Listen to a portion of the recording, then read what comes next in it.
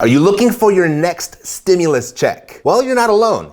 840,000 Americans applied for first-time unemployment benefit just last week, and they're wondering as well, when will I receive my next stimulus check? I mean, what's going on? What's ahead? Well, all of that and more coming your way right now. But first, click the subscribe button and ring the notification bell because I post cool stuff like this each and every week and when the news breaks, and you don't want to miss it. Let's go.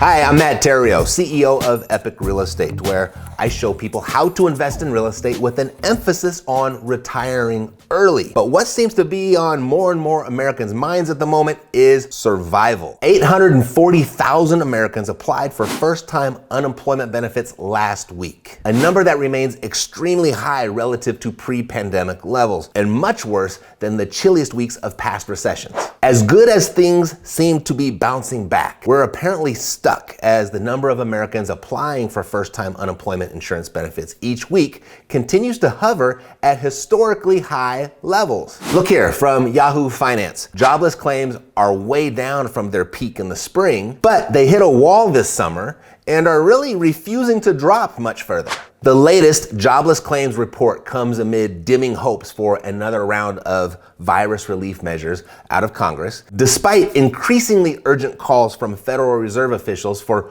more fiscal stimulus to support individual Americans more directly. Federal Reserve Chairman Jerome Powell said this week that policymakers should not be afraid to offer more support to the economy, warning that too little help from Congress risks a slower recovery from the COVID-19 crisis. The risks of overdoing it seem, for now, to be smaller, said Powell. Even if policy actions ultimately prove to be greater than needed, they will not go to waste. So, what's going on? Well, the current economy has a remarkable level of churn, writes New York Times' Ben Castleman. Plenty of companies are reopening and rehiring workers, while others are closing down and cutting jobs because of lower demand. And this is happening as trillions of dollars in government aid to households and businesses has dried up. Prospects for a new stimulus package appeared to fall apart this week when President Trump said he was pulling out of negotiations. Economists across the ideological spectrum warn the loss of federal help will lead to more layoffs, business failures, and more pain for families. The president then took to Twitter, shocker, I know, to try to walk back his own decision to kill the negotiations, suggesting that he might support narrower stimulus measures. A response well in the making after House Speaker Nancy Pelosi's multiple attempts to load the stimulus package with non-COVID related stimulus. Now, looking ahead.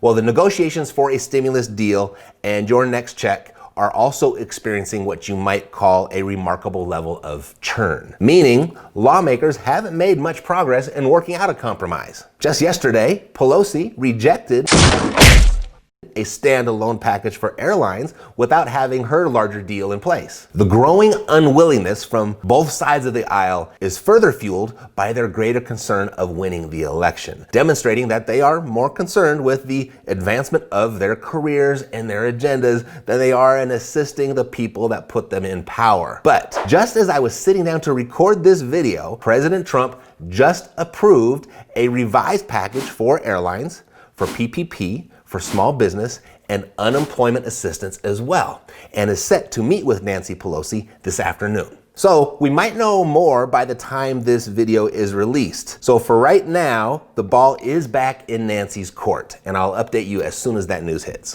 Either way though, the stimulus package may provide some relief, some much needed relief. But just like last time, this relief will be temporary as well. Permanent and lasting relief, that's going to come through a very different channel. Meaning, if you're struggling to find a job, perhaps it's time to create your own. For now, we still live in a free market economy, and taking control of and responsibility for your own financial situation is a very viable option, and all indicators are pointing to it being the very best one. This is the very decision I was faced with back in 2001 when music disruptor Napster came along and just wiped out tens of thousands of music industry jobs. My record label and my entire livelihood were victims of that upheaval, and every door was slammed in my face as I looked for a job. Not only was I ill-equipped for anything outside the music business, the competition for even the most entry-level positions was fierce, very much like it is right now. I eventually landed at a local grocery store